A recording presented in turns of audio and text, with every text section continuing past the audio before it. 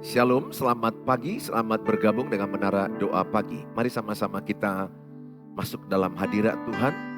Meskipun saudara mungkin dalam kendaraan atau sedang membawa kendaraan, atau saudara sedang di rumah persiapan, saudara bisa menikmati dan mengalami perjumpaan dengan Tuhan Yesus lewat hadirat Tuhan. Mari kita menyembah Tuhan.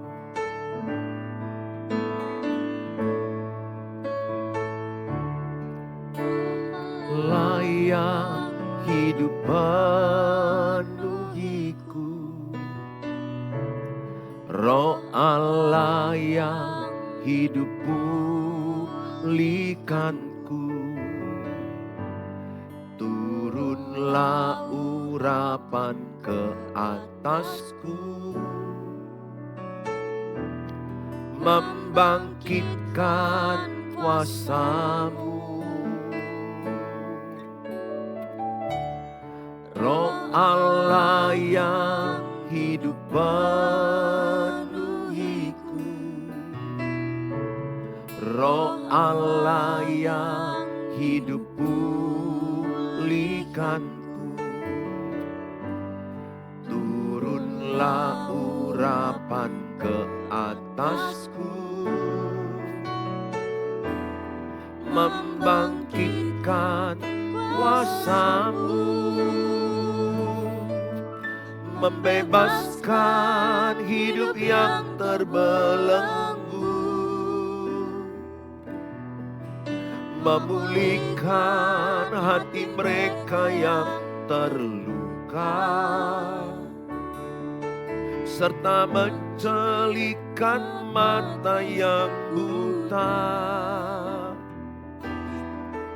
Jadikan hidupku alat-Mu, dipenuhi urapan baru, menyatakan kebesaran kuasa-Mu.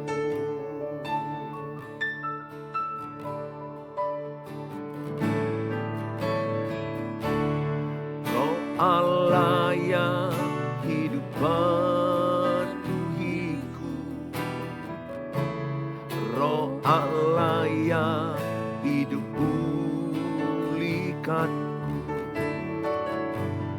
turunlah urapan ke atasku,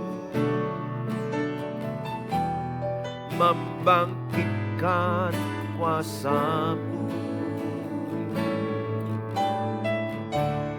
Roh Allah yang hidup penuhiku, Roh Allah yang hidup pulihkanku. Turunlah urapan ke atasku, membangkitkan kuasa-Mu, membebaskan hidup yang terbelenggu, memulihkan hati mereka yang terluka, serta mencelikkan mata yang buta. Jadikan hidupku alat-Mu, dipenuhi urapan baru, menyatakan kebesaran kuasa-Mu. Membebaskan hidup yang terbelenggu, memulihkan hati mereka yang terluka, serta mencelikkan mata yang buta. Jadikan hidupku alat-Mu, dipenuhi urapan baru, menyatakan kebesaran kuasa-Mu. Jadikan hidupku alat-Mu, dipenuhi urapan baru, menyatakan kebesaran kuasa-Mu. Jadikan hidupku alatmu, dipenuhi urapan baru, menyatakan kebesaran kuasa-Mu.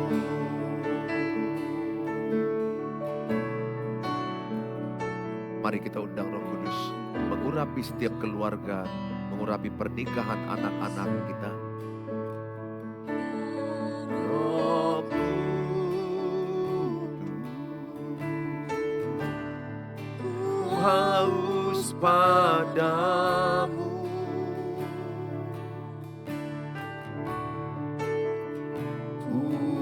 Puaskan sekarang kerinduanku,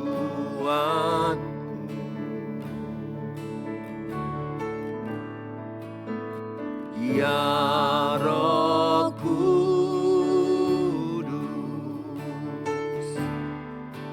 Kau menuntunku,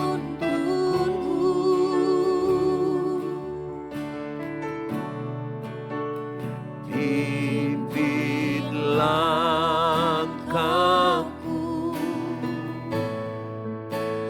taat selalu.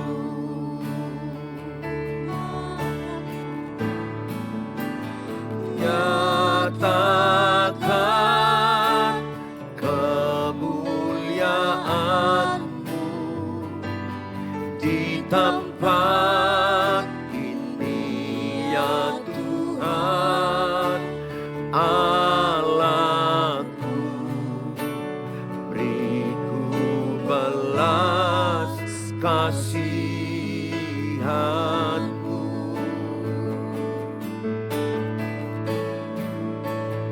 Bangkitkan Roh-Mu di dalamku, nyatakan kuasa nama-Mu.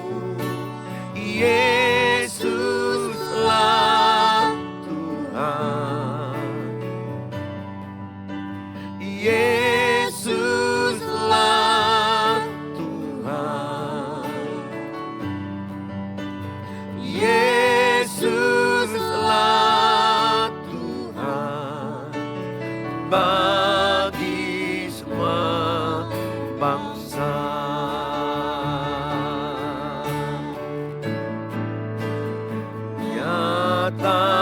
Nyatakan kemuliaan-Mu di tempat ini, ya Tuhan Allahku.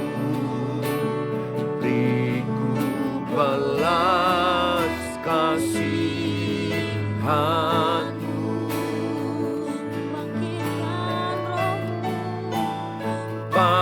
Bangkitkan Roh-Mu di dalamku, nyatakan kuasa nama-Mu. Yesuslah Tuhan, Yesuslah Tuhan, Yesuslah Tuhan bagi semua bangsa.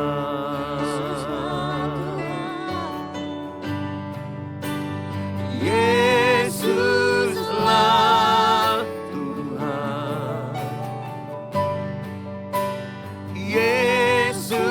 Yesuslah Tuhan. Amin.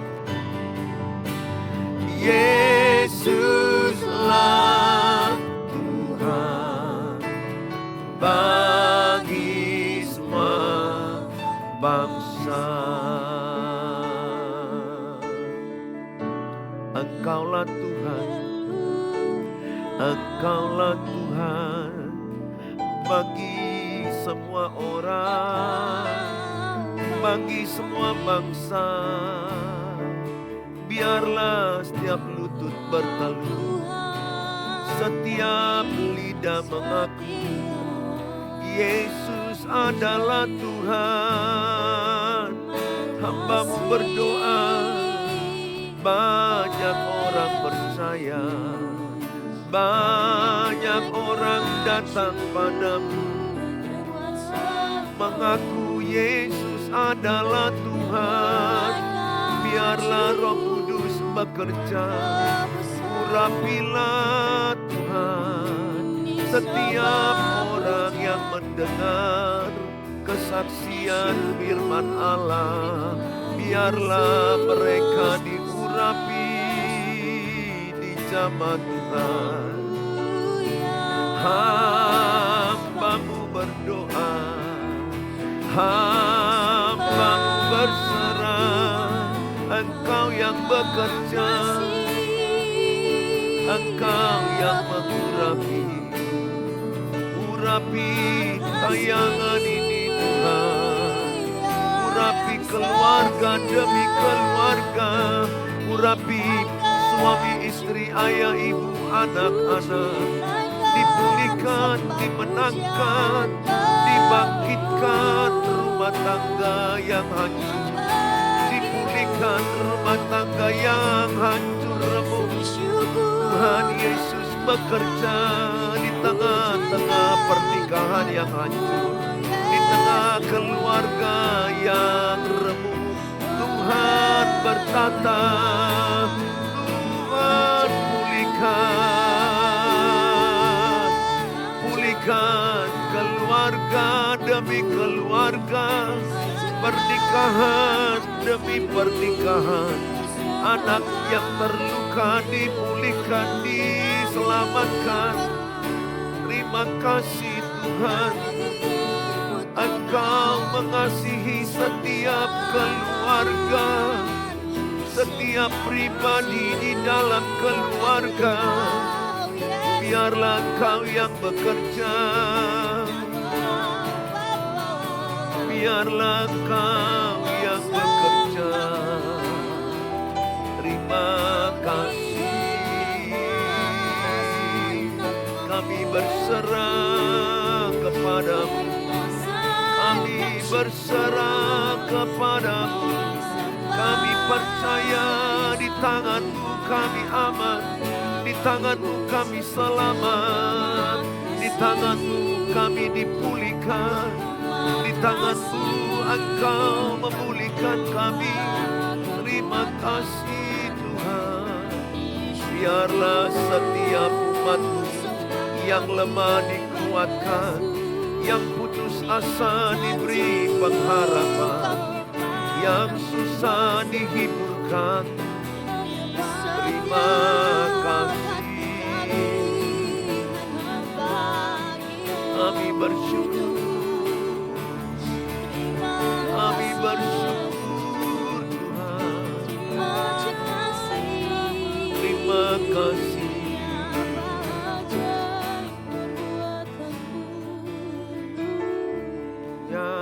Nyatakan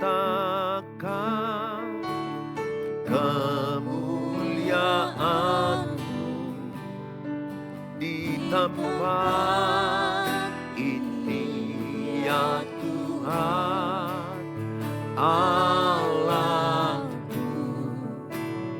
Beriku belas kasihan-Mu,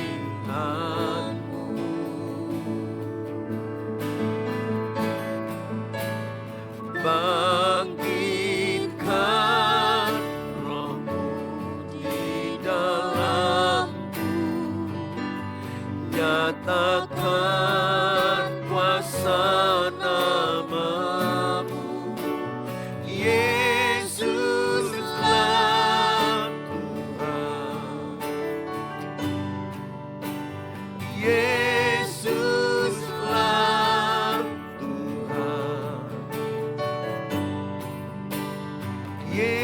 Yesuslah Tuhan bagi semua bangsa. Bapa di sorga, dalam nama Tuhan Yesus, terima kasih buat pagi hari ini. Biarlah setiap yang menyaksikan diberkati, diurapi Tuhan. Terlebih tema hari ini, kesehatan mental dalam keluarga. Kesehatan mental dalam keluarga. Biarlah kiranya setiap keluarga-keluarga mengalami kesehatan mental ya Tuhan. Karena banyak keluarga yang sakit mental mereka. Ayah, ibu, anak-anak banyak sakit mental. Kiranya firman ini menjadi berkat kepada banyak orang. Dalam Tuhan Yesus kami berdoa. Haleluya. Amin. Shalom Bapak Ibu yang saya kasihi. Selamat pagi. Dimanapun Bapak Ibu berada. Mari sama-sama hari ini kita diberkati dengan firman Tuhan. Kesehatan mental dalam keluarga. Ada banyak sekarang ini keluarga yang tidak lagi sehat mentalnya. Kesehatan mental itu ditandai yaitu mampunya pribadi tersebut menguasai emosinya, menguasai pikirannya, menguasai amarahnya, menguasai perbuatannya, tindakannya. Orang yang memiliki mental yang sehat, ketika orang senyum, dia sanggup senyum. Ketika orang tertawa, dia pun bisa ikut dalam kegembiraan tertawa. Ketika orang sedih, dia juga terikut, bisa merasakan empati dan orang itu bisa ikut sedih.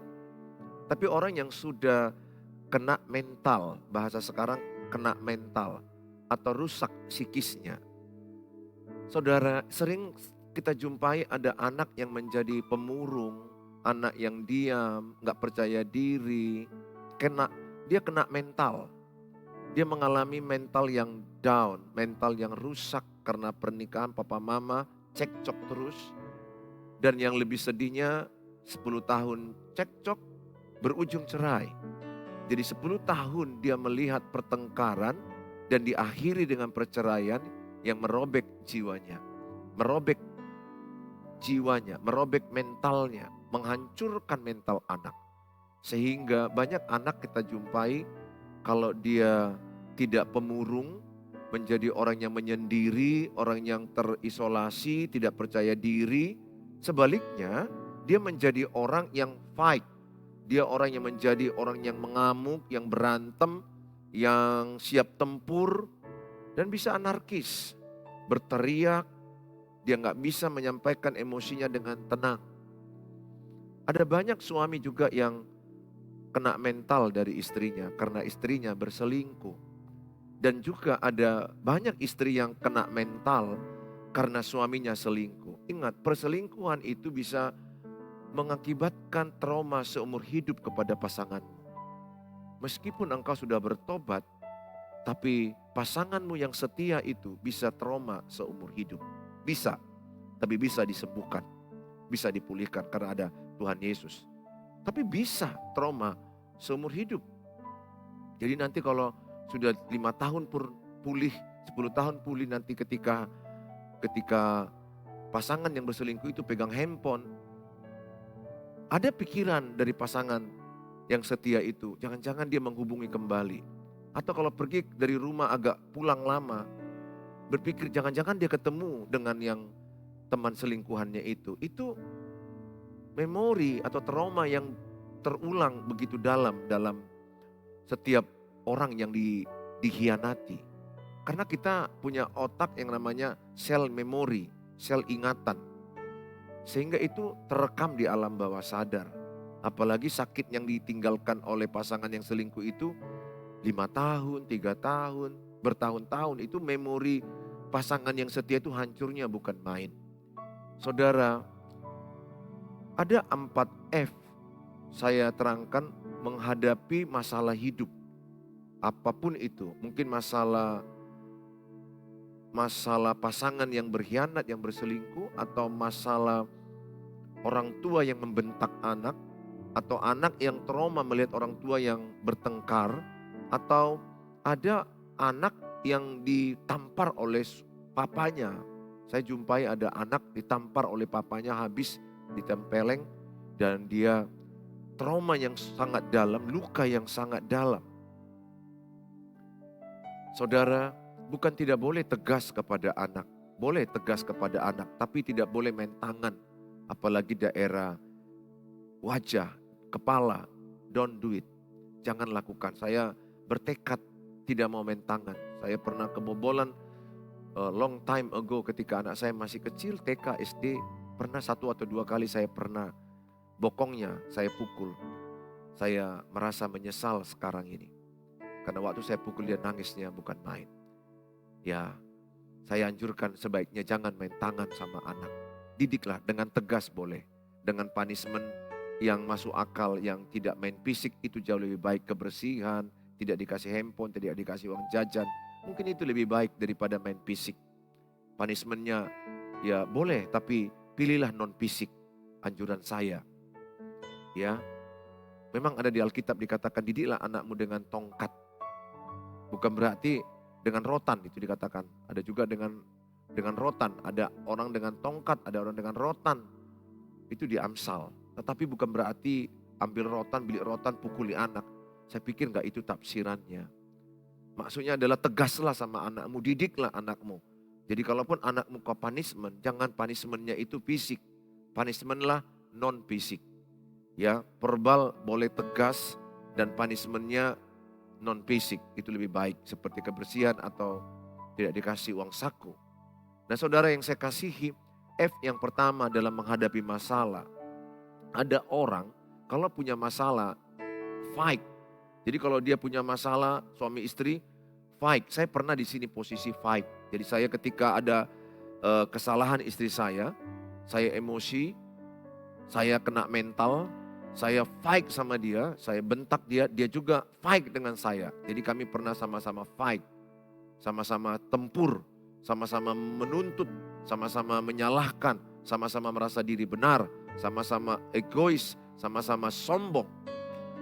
Ingat, suami istri yang bertengkar itu adalah mencirikan karena adanya kesombongan dan keegoisan.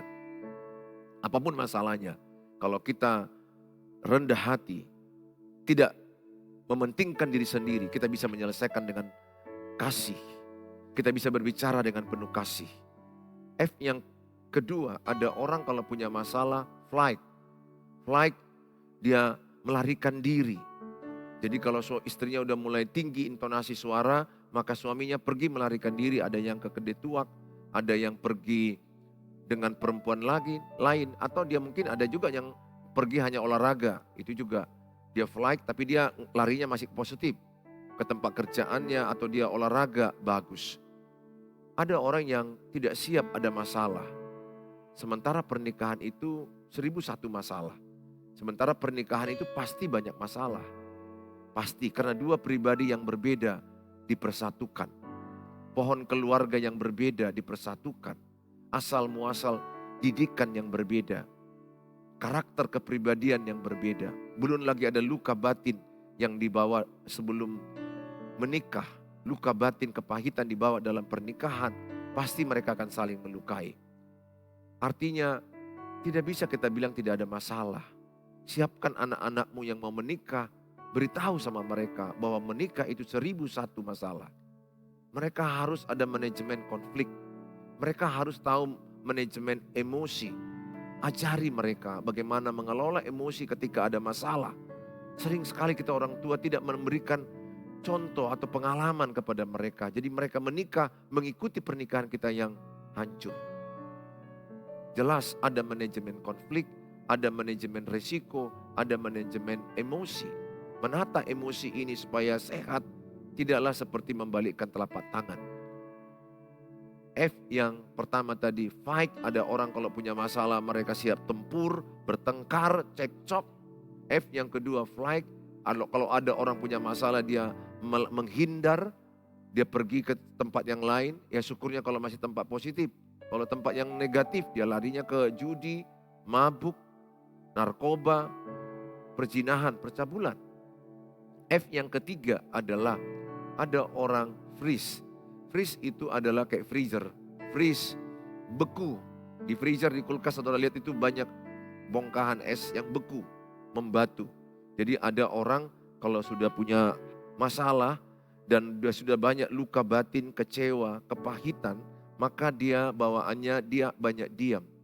Diam menyimpan di hatinya.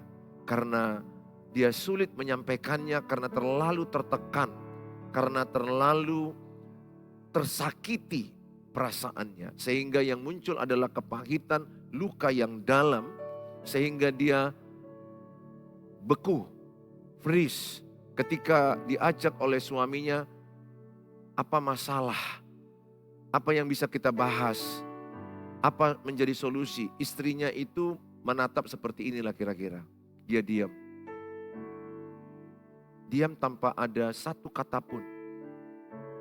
Itu yang berarti dalam.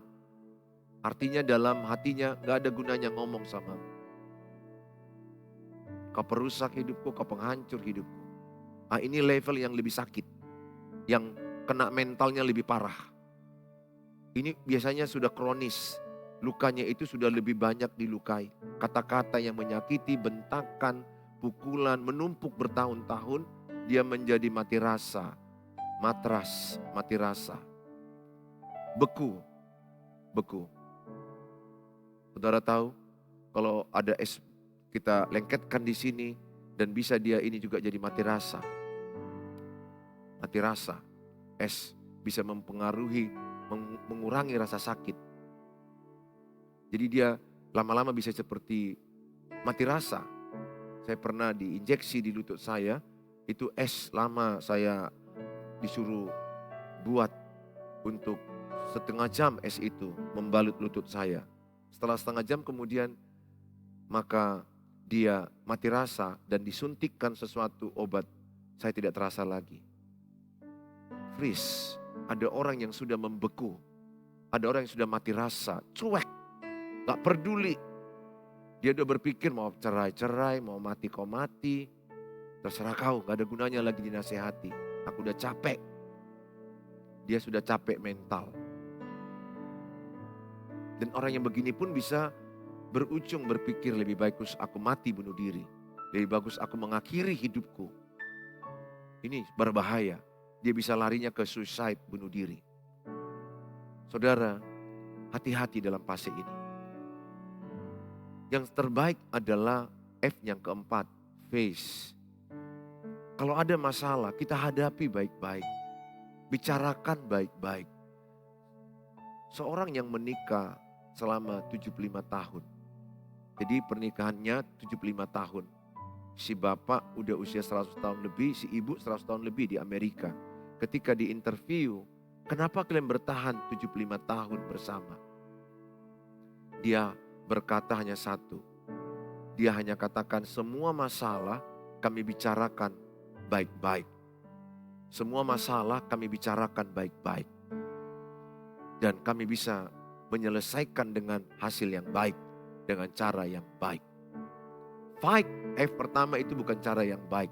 Itu pasti melukai pasangan. Emosi yang negatif dihantam kepada pasangan. Flight, melarikan diri, menghindar. Ini tidak menyelesaikan masalah. Freeze, diam, silent. Ini juga toksik. Membahayakan diriku, membahayakan dirimu, membahayakan keluargamu.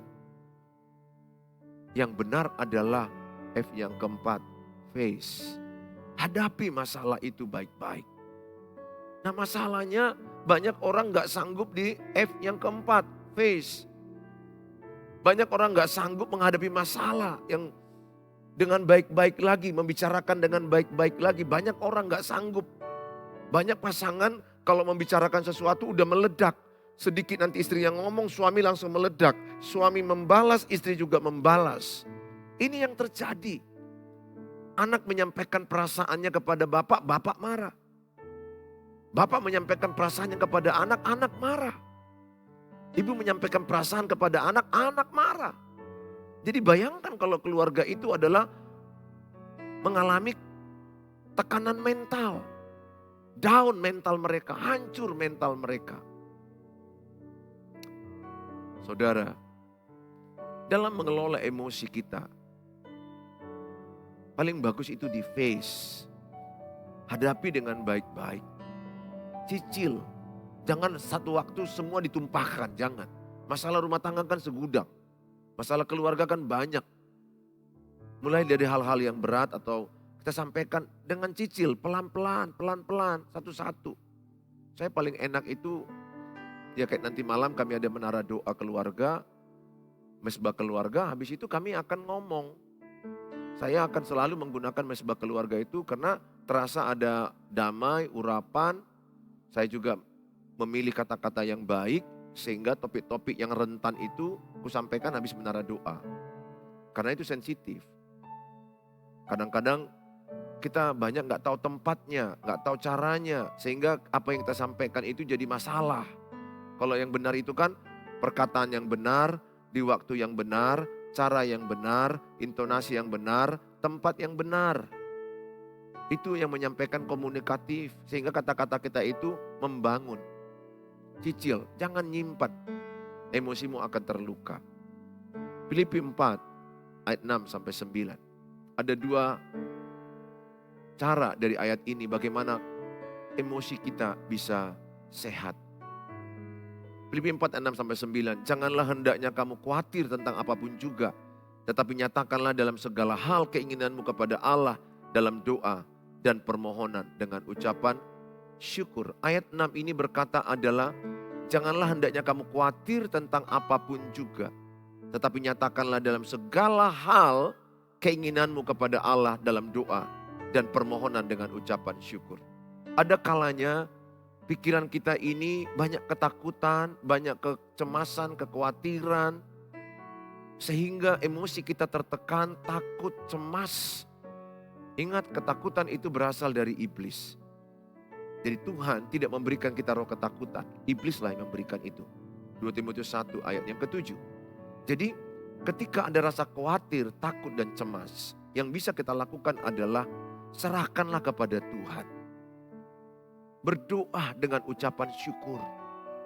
Seorang pendeta pernah bilang ke saya, Pak Pendeta, saya punya masalah berat sekali. Masalahku sangat banyak sekali. Sering sekali orang berkata, masalahku banyak sekali. Saya ambil buku, saya ambil pulpen, tulis Pak Pendeta. Apa yang banyak itu? Saya bantu dalam doa dan saya bantu dalam tindakan sebisa aku. Tulis yang pertama, masalah ini. Yang kedua, masalah ini. Yang ketiga, dia sudah bingung, gak tahu lagi menuliskannya. Nah ternyata iblis menipu banyak orang berkata masalahku banyak kali, masalahku banyak kali. Nah yang banyak itu dalam pikiran kita uraikan dengan tuliskan di notebook HP boleh. Boleh juga di catatan kertas tuliskan. Saya pernah begitu. Kerumitan saya banyak kali, aduh masalah gereja, masalah keluarga, masalah ada pinjaman bank, masalah keluarga ini, masalah kesehatan anak. Rasanya tiba-tiba aku diserang iblis, pikiranku banyak sekali masalah itu. Dan membuat saya down pada waktu itu, lemah. Kena mental. Tapi saya bersyukur saya dapat pelajaran. Saya tuliskan apa yang membuat saya rumit itu. 1, 2, 3, memang dapatlah 5. Saya hanya menuliskan, saya hanya menuangkan dari pikiran saya ke tulisan. Itu saya mengalami pemulihan 60-70%.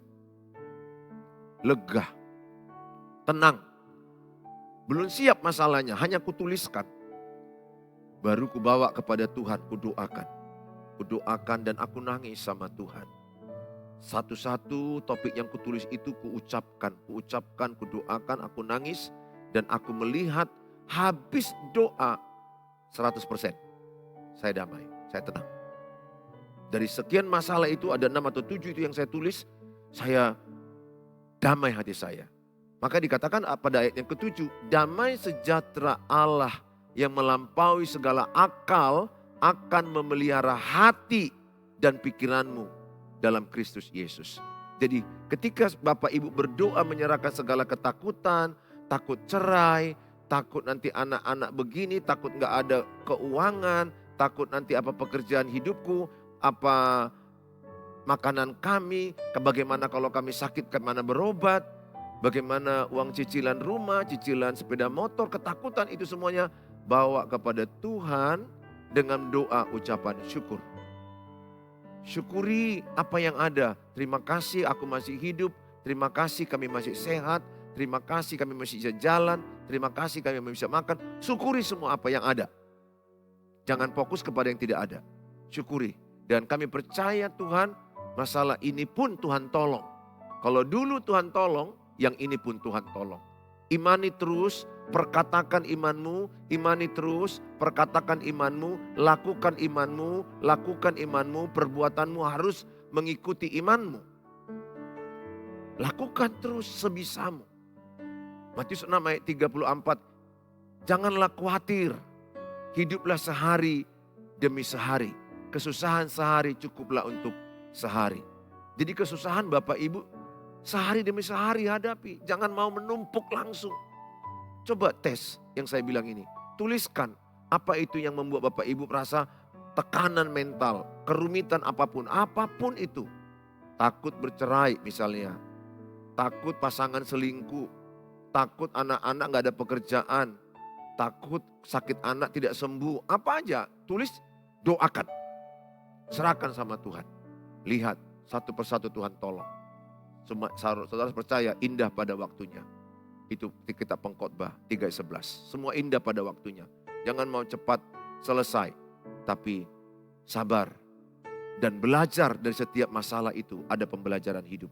Ada perubahan hidup. Saya mengalami masalah. Banyak saya berubah. Karakterku berubah. Kesombonganku berubah. Lewat penderitaan. Lewat masalah hidup. Saya banyak mengalami Tuhan. Lewat kesusahan hidup. Ayat yang ke-8. Supaya sehat mental kita. Jadi akhirnya saudara-saudara semua yang benar. Maka ayat Filipi 4 ayat 8, pikirkan yang benar. Pikirkan semua yang adil. Pikirkan semua yang suci. Pikirkan semua yang manis. Pikirkan semua yang sedap didengar. Pikirkan semua yang disebut kebajikan dan patut dipuji. Pikirkanlah semuanya itu. Jadi yang kita mau pikirkan itu adalah sesuai dengan Filipi 4 ayat 8. Pikirkan yang baik, yang manis, yang suci, yang sedap didengar, kebajikan. Jangan pikirkan yang buruk. Karena Ayub 3:25, apa yang kau khawatirkan, apa yang kau takutkan akan terjadi padamu. Jangan pikirkan, jangan-jangan kami cerai. Jangan-jangan anak aku nanti enggak dapat jodoh. Jangan-jangan nanti keuangan kami enggak cukup. Jangan. Pikiran saudara harus dilatih dengan yang positif. Dengan yang benar, yang baik, dengan iman. Saya tiap pagi itu saya bilang, saya sehat, saya kuat, saya diberkati, pernikahanku better and stronger, anak-anakku kepala, tidak ekor, naik, tidak turun, keuangan kami berkecukupan, Tuhan berikan kami berkat, gereja yang kami gembalakan bertambah-tambah jiwa-jiwanya, Tuhan memberkati pelayanan kami, terus katakan berkat kebaikan. Banyak orang anti memperkatakan berkat. Nanti katanya wah Kristen kemakmuran. Nah tidak. Kita juga akan mengalami penderitaan kok. Tapi kan Tuhan gak ingin kita menderita terus. Tuhan ingin kita diberkati bukan dikutuk. Kenapa takut kita dengan mengatakan iman berkat? Asal jangan mental kita mental berkat. Siap menghadapi penderitaan. Di balik penderitaan ada berkat. Ada kuliah pengajaran orang takut mengatakan berkat. Tuhan itu Yesus mati di kayu salib untuk memberkati kita. Melepaskan kita dari kutuk. Dia dikutuk supaya kita diberkati. Dia mati supaya kita hidup. Dia miskin supaya kita diperkaya. Tuhan memberkati saudara. Semangat saudara ya. Saya tahu ada beberapa yang menyaksikan tayangan ini. Engkau sedang mengalami tekanan mental yang berat. Dengarkan suara Tuhan, berdoa. Sering banyak bertanya ke saya, Pak Pendeta apa sih solusinya? Saya hanya katakan, hikmat Tuhan akan turun kepadamu. Dengarlah suara Tuhan di hatimu. Suara Tuhan itu apa? Alkitab, firman Tuhan. Makanya baca firman Tuhan, itulah suara Tuhan. Itulah yang menuntun kita menghadapi masalah perselingkuhan, masalah KDRT, masalah keuangan, kesehatan, pekerjaan. Semua aspek itu ada di Alkitab. Bacalah firman Tuhan. Tuhan memberkati saudara. Kalau saudara diberkati dengan tayangan ini, bagilah link ini kepada sebanyak mungkin pernikahan yang kena mental, yang sudah berpikir mau cerai, supaya mereka punya iman. Keluarga kami bersatu, keluarga kami rukun damai, walaupun yang dilihatnya adalah berantem, tapi perkatakan iman, perkatakan apa yang kau harapkan. Bagi link ini kepada banyak orang supaya diberkati. Banyak pasangan diberkati, banyak anak-anak yang terluka diberkati. Ampuni pasangan, ampuni orang yang menyakitimu, supaya emosimu sehat. Ini yang ketiga, mengampuni, mengampuni, ampuni. Sebagaimana Tuhan mengampuni kita, demikianlah kita mengampuni sesama. Saudara yang saya kasihi, bagi saudara yang rindu mau menghubungi saya di 08 11 63 7347, silakan hubungi saya. Tapi mohon maaf kalau agak terlambat, tapi saya usahakan untuk secepatnya membalas. Tuhan Yesus memberkati saudara. Mari kita berdoa. Bapa di sorga, dalam nama Tuhan Yesus, mereka yang menuliskan di kolom-kolom, baik di YouTube, baik di Facebook, apapun yang mereka tuliskan, hamba-Mu berdoa dalam nama Tuhan Yesus, berkatilah. Tuhan berikan mereka kekuatan, khususnya bagi mereka yang sedang kena mental, atau mental mereka lagi hancur, down, emosi mereka, jiwa mereka tidak stabil, psikis mereka hancur karena perbuatan pasangan mereka, karena situasi keuangan, situasi kesehatan, situasi keluarga. Hamba-Mu berdoa, Tuhan Yesus memulihkan mereka, sehingga ada keceriaan, ada kegembiraan, ada semangat dalam keluarga itu. Keluarga itu jadi utuh, pernikahan itu utuh, anak-anak pun jadi utuh. Hamba-Mu berdoa dalam nama Yesus, yang terluka dipulihkan Tuhan. Terpujilah Engkau Tuhan Yesus. Dalam nama Tuhan Yesus kami berdoa. Haleluya. Amin. Tuhan Yesus memberkati saudara. Sampai ketemu di waktu yang akan datang. Shalom. Bye-bye.